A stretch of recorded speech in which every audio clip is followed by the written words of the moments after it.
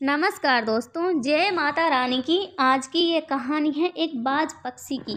बाज पक्षी, जिसे हम ईगल या शाहीन भी कहते हैं, जिस उम्र में बाकी परिंदों के बच्चे चिचियाना सीखते हैं, उस उम्र में एक मादा बाज अपने चूजे को पंजे में दबोचकर सबसे ऊंचा उड़ जाती है।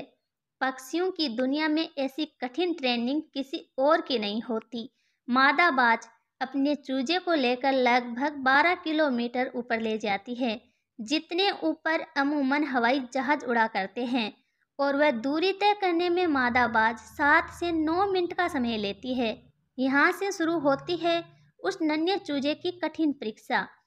उसे अब यह बताया जाएगा कि तू किस लिए पैदा हुआ, तेरी दुनिया क्या है, तेरी ऊंचाई क्या है, तेरा धर्म क्या है।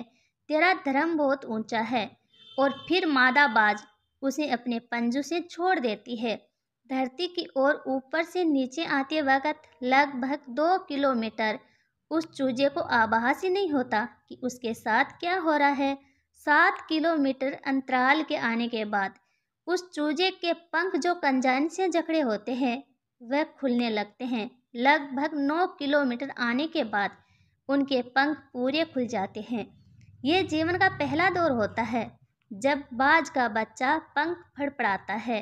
अब धरती से वह लगभग 3000 मीटर दूर है, लेकिन अभी वह उड़ना नहीं सीख पाया।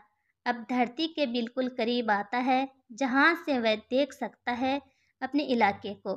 अब उसकी दूरी धरती से महज 700-800 मीटर होती है, लेकिन उसका पंख अभी इतना मजबूत नहीं हुआ कि वो उड़ सके।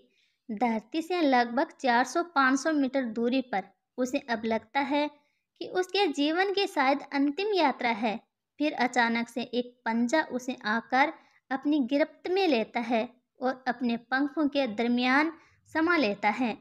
ये पंजा उसकी माँ का होता है, जो ठीक उसके ऊपर चिपक कर उड़ती रहती है, और उसकी ये ट्रेनिंग निरंतर चलती रहती है जब तक कि वह उड़ना नहीं सीख जाता। ये ट्रेनिंग एक कमांडो की तरह होती है, तब जाकर दुनिया को एक बाज मिलता है। अपने से 10 गुना अधिक वजनी प्राणी का भी शिकार करता है। इसका संघर्ष यहीं समाप्त नहीं होता। बाज पक्षियों का राजा यूं ही नहीं कहलाता। अपने शान शौकत और स्वाभिमान के लिए वह अनंत पीड़ा सहता है। 70 साल बाज का उम्र होता है, लेकिन इसके जीवन में मोड़ तब आता है जब यह 40 साल का होता है। उम्र के इस पड़ाव में इसकी चोंच सामने से झुक जाती है और काफ़ी लचीली भी हो जाती है, जिसे वह शिकार नहीं कर पाता। इसके पंख इतने भारी हो जाते हैं कि ये छाती से चिपक जाते हैं, जिसे उड़ने में तकलीफ होती है। इसके पैर, जिसे ये झपटा मारता है, उसके नाखून टेढ़े हो जाते हैं। अब इसके पास चुनाव होता है कि ये 40 साल के बाद मर जाए, क्योंकि उड़ सकता नहीं, शिकार कर नहीं सकता। पंख भारी हो गया, उड़ने में दिक्कत, शिकार पकड़ नहीं सकता क्योंकि पैर के नाखून खराब हो गए, और पकड़ मिले चोंच से उसको वह भी खराब हो गई। अब 40 की उम्र में बाज मरने का चुनाव कर सकता है, पर बाज ऐसा करता नहीं।